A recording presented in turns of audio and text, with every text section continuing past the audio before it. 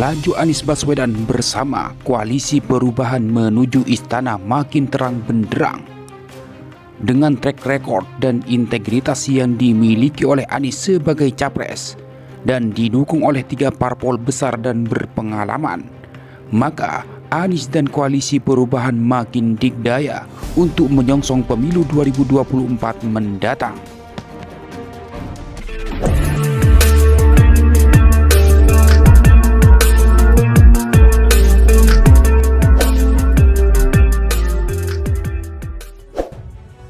Anies, Partai Nasdem, Demokrat dan PKS adalah perpaduan kekuatan lengkap karena merupakan gabungan kekuatan sosok integritas dan partai politik yang berusaha melakukan perbaikan untuk Indonesia, change and continuity.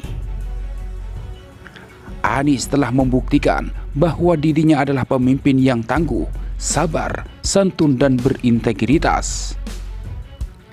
Integritas Anies ditunjukkan ketika dia memimpin DKI Jakarta.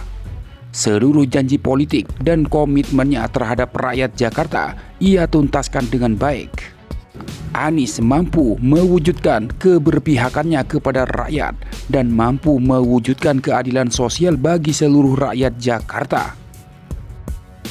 Selama memimpin DKI Jakarta, tergodakah Anies menjadi kutu loncat sebagaimana pendahulunya dan karibnya, menjadikan Jakarta sebagai batu loncatan untuk menuju istana tahun 2019? Meski saat itu peluang untuk itu ada. Jawaban Anies tegas, komitmen saya untuk rakyat Jakarta adalah 5 tahun. Maka janji saya adalah menuntaskan itu semua sampai berakhir masa jabatan saya tahun 2022, dan itu ditepati olehnya. Indonesia butuh sosok seperti Anies Baswedan, sosok yang berintegritas, menepati janji, cerdas, berkomitmen, dan berpihak pada kepentingan rakyat. Paket lengkap nasionalis dan religius. Sikap Anies yang seperti inilah yang menjadikan dirinya muncul sebagai sebuah harapan masa depan Indonesia. Anies saat ini tak lagi hanya sebagai pribadi, tapi dia sudah menjadi sebuah kekuatan institusi perubahan rakyat Indonesia. Anies tak lagi menjadi milik rakyat Indonesia, bahkan dia juga menjadi milik dunia. Komitmen Anies mewujudkan tatanan dunia yang berkeadilan dan saling bertanggung jawab dalam perubahan iklim hanya butuh waktu 10 menit untuk diterima oleh PBB dan dijadikan komitmen bersama negara-negara dunia. Ini menunjukkan bahwa Anies adalah sosok yang dipercaya dan visioner. Dalam toleransi, Anies sudah terbukti menjadikan Jakarta menjadi kota yang damai dan toleran. Hal ini dibuktikan dengan kebijakannya yang proporsional dalam melayani seluruh umat beragama yang ada di Jakarta. Anies tanpa harus mengucapkan saya Indonesia, saya Pancasila. Anies sudah Indonesia banget dan Pancasila banget. Sosok Anies Baswedan yang seperti inilah yang kemudian merangsang mereka-mereka yang selama ini hidupnya dihiasi dengan kebohongan dan kepalsuan serta ketergantungan kemapanan menjarah uang negara dan oligarki jahat untuk melakukan upaya-upaya menjatuhkan Anies di tengah kepercayaan rakyat semakin meningkat. Sebut saja seperti Ade Armando, Eko Kuntadi, dan Haidar Alwi yang dibongkar oleh majalah Tempo oleh dalam cek fakta yang dikupas oleh Tiffany Angelina. Ketiganya ini dan para buzzer penjarah uang negara mencoba menyusun fitnah terhadap Anies dengan mengumpulkan kepingan-kepingan potongan video yang bertujuan menjatuhkan Anies, bahwa Anies sudah dipersiapkan oleh Amerika dan Eropa. Nampaknya upaya mereka gagal total karena Tempo dengan apik dan runtut menjelaskan bahwa mereka semua adalah pembohong. Hal lain adalah pernyataan yang diucapkan oleh Sandiaga Uno dan Erwin Aksa melalui channel Akbar Faisal tentang perjanjian hutang piutang 50 miliar saat Pilkada DKI Jakarta 2017 lalu.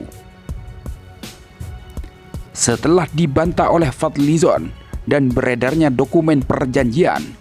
Buru-buru Sandi membantah dengan menggunakan sholat istikharah sebagai temeng jawaban. "Setelah istikharah, saya ikhlaskan itu semua dan case closed," ujar Sandi. Pernyataan Sandi itu tentu menyisahkan pertanyaan bahwa hutang piutang itu ada. Beredarnya dokumen perjanjian di media sosial dan media massa yang kemudian menjadikan Erwin Aksa menyatakan dengan entengnya "saya tidak tahu", menunjukkan ada upaya menjadikan Anies sebagai tertuduh yang punya hutang. Membaca isi dokumen tersebut, publik kini pun jadi tahu siapa pembohong, siapa penebar fitnah, dan siapa yang berintegritas. Serangan dan tudingan bahwa Anies Baswedan intoleran, Anies membawa politik identitas, Anies dekat dengan kelompok intoleran dan lain-lain yang berbau fitnah juga disematkan kepada Partai Nasdem yang dengan kejernihan hati dan visi restorasi mencalonkan Anies sebagai capresnya. Partai Nasdem tidak bisa dipisahkan dengan Surya Paloh atau SP, sang maestro dan sang dirijen partai. SP yang berada di dalam partai koalisi pemerintahan menyadari bahwa Indonesia butuh sosok Anies. Kesadaran itulah yang kemudian membawa SP bersama Partai Nasdem mengusung Anies. Terasa aneh memang, tapi itulah SP tahu momentum bagaimana menyelamatkan Indonesia. SP pun dan Partai Nasdem kini juga menjelma sebagai partai yang berpihak pada perubahan dan keberlanjutan. Menurutnya, it's time to change. Kini SP pun menjadi sosok yang penentu masa depan Indonesia. Di samping sosok lain seperti Jokowi, Megawati, dan yang lain-lain. SP pun menjadi tokoh penting perubahan, sehingga memaksa Luhut bin Sarpanjaitan dan Jokowi harus bertemu untuk menjamin keberlangsungan Indonesia ke depan. Meski di awal-awal SP selalu dibully dengan pernyataan milih presiden ojo sembrono, ojo ke susu, dan sindiran-sindiran lain yang menjatuhkan SP dan Partai Nasdem, kini SP pun digadang untuk bisa memberi jaminan masa depan Jokowi dan program Indonesia yang dia buat. Partai Demokrat dan PKS adalah dua partai yang selama ini berada di luar pemerintahan. Mereka ini menjadi penyeimbang parlemen dan kontrol kebijakan pemerintah, sehingga demokrasi kelihatan berjalan meski pada kenyataannya kekuasaan berusaha melumpuhkan dengan cara-cara otoriternya. Instrumen hukum dijadikan alat membungkam. Lumpuhkan mereka? Tidak. Partai Demokrat yang besutan SBY mampu menunjukkan kepiawaiannya berselancar dalam permainan demokrasi seolah-olah yang diperagakan oleh kekuasaan. AHY bak kuda Troya sebagai pemimpin muda dalam pidatonya di rapat koordinasi nasional partai menyatakan bahwa saatnya berubah dan Demokrat bersama perubahan itu. Sebuah sikap kritis dan berani yang menjadikan ciri partai modern dan milenial. Bahkan sebagai pemimpin partai, AHY menunjukkan sikap kenegarawanannya. Partai Demokrat mengusung Anies dan cawapres diserahkan sepenuhnya kepada Anies. Meski AHY dalam survei menempati posisi bagus sebagai pendamping Anies. AHY mampu menahan diri untuk tidak dianggap sebagai sosok yang ambisius. AHY mampu menempatkan diri sebagai sosok pemimpin muda yang diharapkan. Hal yang sama juga dilakukan oleh PKS sebagai partai yang lahir dari aktivis dan tokoh-tokoh Islam yang berkomitmen kebangsaan dan keislaman.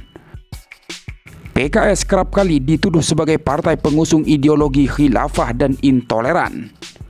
Namun semua itu bisa ditepis dengan baik oleh PKS dengan menunjukkan komitmen yang kuat terhadap keindonesiaan dan kebangsaan. Jadi, kolaborasi Anies, Partai Nasdem, Partai Demokrat dan PKS dalam koalisi perubahan telah nyata-nyata menunjukkan kedigdayaannya, mampu menjadi bagian penentu perubahan Indonesia. Ditulis oleh Isa Ansori, kolumnis, 11 Februari 2023.